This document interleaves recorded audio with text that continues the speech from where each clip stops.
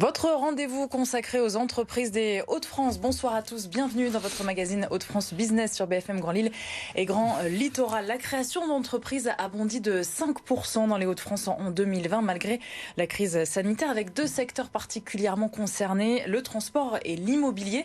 Et pour vous accompagner dans ce long cheminement, vous pouvez vous faire aider. Il existe dans la région le groupe IRD à Marc-en-Barœul qui intervient dans les différents stades de processus de création mais aussi de développement, et son président est avec nous en plateau. Jean-Pierre Le Tartre, bonsoir. Bonsoir. Merci beaucoup d'être avec nous, d'avoir répondu à notre invitation, et pour nous accompagner, évidemment, comme chaque semaine, Élodie Souris-Lavergne du Journal des Entreprises. Bonsoir Marie, bonsoir Jean-Pierre Le Tartre. Bonsoir. Bonsoir Élodie, on commence tout de suite par quelques chiffres autour du groupe IRD.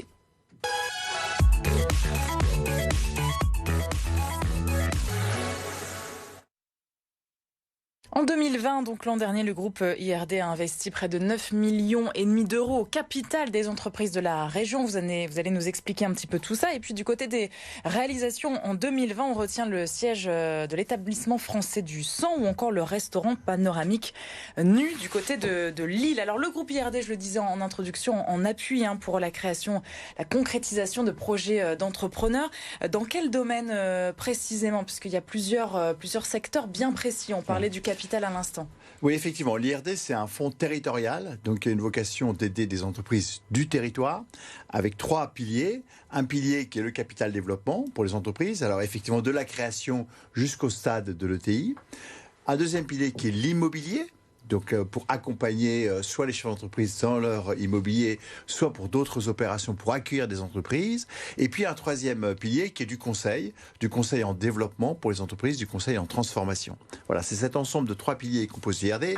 Alors dans vos chiffres, en fait, on a investi l'année dernière un peu moins en capital développement que les autres années pour la raison que vous connaissez. Oui, mais globalement, c'est une vingtaine de millions, dont 9, la moitié à peu près dans les Hauts-de-France. Et sur l'immobilier, c'est une trentaine de millions.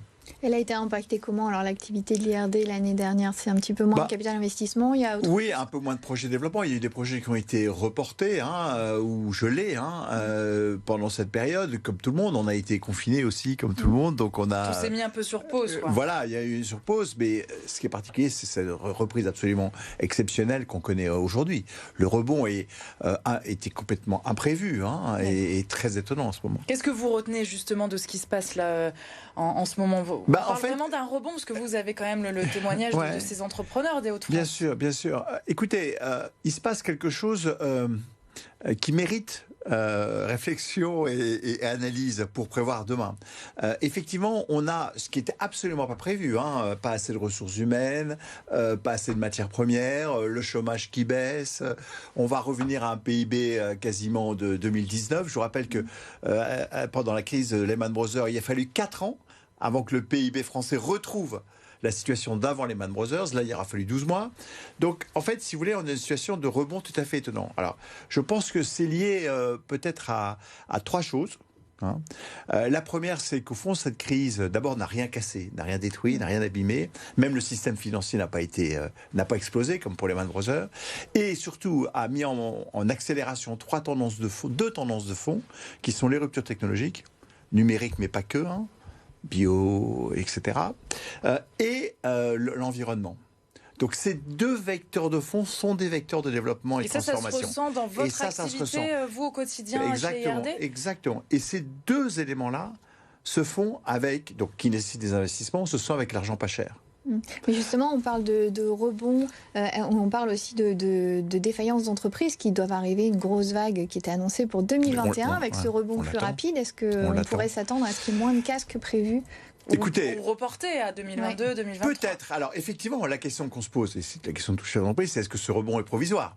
Moi, je vous dis, il y a des éléments qui peuvent faire penser que ce rebond peut durer pour les raisons que je viens d'évoquer tout à l'heure. Mais il est vrai aussi qu'il y a des secteurs qui ont beaucoup souffert. Bien entendu, la restauration, le tourisme, ces secteurs-là, on risque d'avoir de la casse. Sûrement d'ailleurs. Maintenant, la vague de faillite viendra si les facteurs de rebond sont stoppés par d'autres facteur, hein, ce qui peut arriver. Et justement, vous êtes au contact quotidien des chefs d'entreprise. C'est quoi le moral des dirigeants aujourd'hui ? Le moral est plutôt bon sur certains secteurs en difficulté, parce qu'il ne faut jamais avoir une vue trop générale des choses. Mais le moral est plutôt bon, les carnets de commandes sont plutôt bons. Le problème aujourd'hui des chefs d'entreprise quand vous les rencontrez, c'est j'ai pas assez de personnel. Ou j'ai pas assez de matières premières. Oui. Et d'ailleurs, c'est les délais et la ressource un humaine. des obstacles potentiels au rebond, ou un des éléments qui peuvent faire stopper le rebond, c'est le manque de rapidité dans la conversion des femmes et des hommes pour répondre aux attentes du marché aujourd'hui. Et c'est un problème de formation. De formation. Et ça peut être effectivement un élément qui peut stopper le rebond. Comme il peut y avoir d'autres choses, comme des problèmes géopolitiques ou autres. Qui sont vos clients en ce moment-là, dans ce post-crise, qui ont besoin d'être accompagnés, soit pour se lancer, soit pour se développer? Tout secteur d'activité. Et les secteurs phares dans la région, c'est quoi? Oui, écoutez, il y a des secteurs bien sûr liés autour du retail, de la distribution, pas que la distribution, mais autour de la distribution. Il y a aussi l'industrie, qui redémarre de façon étonnante, et notamment dans notre région. Je vous rappelle que notre région est la première région européenne d'accueil des investissements industriels. Mais donc, il y a un peu tout secteur, dans la formation, aussi dans les ressources humaines. Donc, il y a des sujets qui sont assez variés et qui montrent, au fond, vous savez, moi je ne crois pas qu'il y ait un secteur qui est... dans tous les secteurs, il peut y avoir des possibilités de réussite et de développement. Et vous avez adapté votre offre justement pour le rebond des entreprises. Vous parliez de levier, l'innovation, la RSE. Oui. Vous avez fait des choses dans ce sens-là? Oui, je pense que la question pour un fonds comme l'IRD, c'est qu'il faut être accompagné aussi en compétences. Oui. Et en expertise. En plus du financement, c'est ça? Au fond, l'argent, voilà. D'abord, il y a de l'argent, il y en a. Peut-être trop d'ailleurs, mais il y en a. Il y en a eu dernièrement en tout cas. Il y en a beaucoup. Et donc la question c'est comment on accompagne. Et moi je dis aux chefs d'entreprise, il ne suffit pas de recevoir de l'argent ou d'ouvrir son capital. Il faut être sûr que les gens qui vous accompagnent ont les compétences pour vous aider à vous développer, à vous transformer. Et c'est ça qu'on a fait. C'est ça qu'on a fait en lançant ce fameux fonds FE2T dans lequel on a réuni des entrepreneurs de renom qui viennent au service des entreprises de leur territoire pour les aider à se transformer. Des entrepreneurs de Hauts-de-France. Voilà, avec des experts de renom comme Arnaud Marillon qui viennent accompagner les entreprises dans leur transformation. Et nous, on vient dire, on est prêt à vous aider financièrement, mais on vous aide aussi avec des compétences. Et la fin du quoi qu'il en coûte là, de Bruno Le Maire il y a quelques jours à peine, le ministre de l'économie, ça n'a pas freiné un petit peu les espoirs justement de ce rebond? Non, mais il faut en sortir de quoi qu'il en coûte. Je veux dire, les entreprises ne sont pas faites pour être subventionnées par l'État. Et ce n'est pas du tout le désir des entrepreneurs. C'est pas trop tôt? Non, il fallait prendre une décision. Ils ont dit qu'ils le feraient. Justement progressivement, qui s'adapterait, qui ferait du cousu humain en fin de compte, et c'est très bien. Mais je vois, il faut sortir du quoi qu'il en coûte, et il faut que l'État retrouve sa place, peut-être même pas tout à fait la place qu'il avait avant Covid, mais qu'il redevienne dans un rôle d'État. Et les perspectives pour votre groupe, pour IRD, alors pour cette fin d'année 2022? Écoutez, les perspectives sont bonnes, puisque là on est en train d'arrêter les comptes semestriels, dont je ne peux pas vous parler parce qu'ils sont en train d'être arrêtés, mais les chiffres sont plutôt bons, parce qu'effectivement aujourd'hui le capital développement jouit d'un engouement très fort, les entreprises se développent, donc les valeurs montent, l'immobilier aussi se tient très bien, notamment sur la métropole, parce que effectivement le niveau concurrentiel n'est pas le même que certainement dans certaines autres grandes métropoles.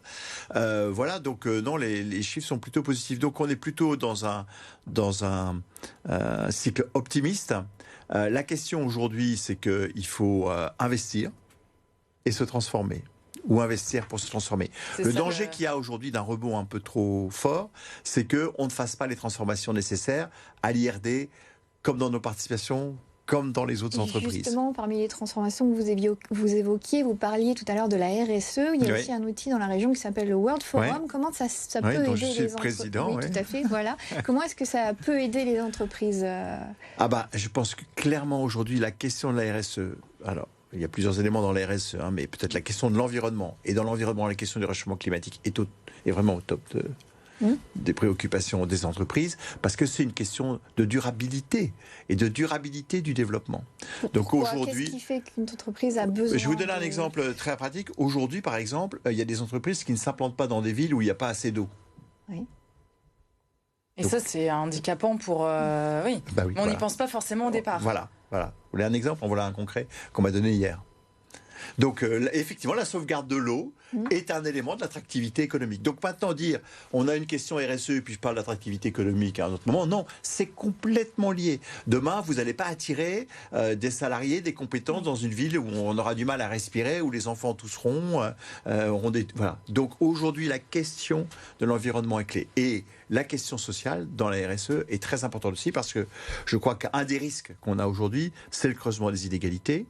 Et creusement des inégalités qui peut entraîner des révoltes ou autres. Voilà. Et donc aujourd'hui, on a besoin effectivement de soigner ça et d'éviter effectivement que la société se casse, parce que l'économie aussi est dépendante d'une certaine stabilité sociale. Merci beaucoup Jean-Pierre Letarte d'avoir été notre invité. Merci pour cet éclairage positif. Élodie, on passe rapidement à l'actualité du journal des entreprises avec l'enseigne Damar qui affiche une croissance record sur la période 2020-2021. C'est justement un bel exemple. Oui, l'enseigne nordiste de prêt-à-porter Damar a effectivement terminé son exercice 2020-2021 avec un chiffre d'affaires de 439 millions d'euros. C'est quasiment 15% de croissance de plus par rapport à l'exercice précédent et surtout Damar renoue avec la rentabilité. Merci beaucoup Élodie. Damar qui compte aussi, je le rappelle, un réseau de 150 magasins physiques en France et en Belgique. On se retrouve la semaine prochaine, Élodie, pour un nouveau numéro de Hauts-de-France Business. Quant à nous, le programme de nos magazines se poursuit encore demain avec C'est votre emploi. Nous parlerons du métier de professeur, un métier de vocation.